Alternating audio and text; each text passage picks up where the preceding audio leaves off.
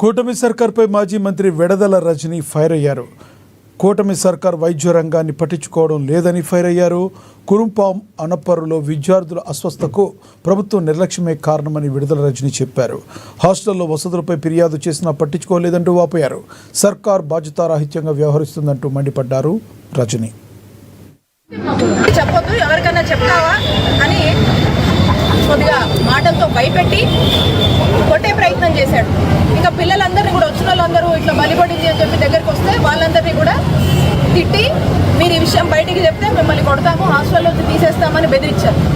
ఈ ఘటన జరిగిన తర్వాత మనం చూసినట్టయితే అక్కడ ఉన్నటువంటి పిల్లలు ఆ ఉన్నటువంటి ఎమ్మెల్యేకి ఒక లెటర్ రాశారు. ఈ వార్డెన్ వేధిస్తున్నాడు, బాగా చూసుకోవట్లేదు, సరిగా అన్నం పెట్టట్లేదు, వచ్చిన గ్రాసరీస్ ఏదైతే ఉన్నారో అవన్నీ కూడా మిగుల్చుకుంటున్నారు, సరిగా వండట్లేదు, వండినే మిగుల్చుకుంటున్నారు, ఏది కూడా క్వాలిటీగా ఇవ్వట్లేదు అని చెప్పి చెప్తుంటే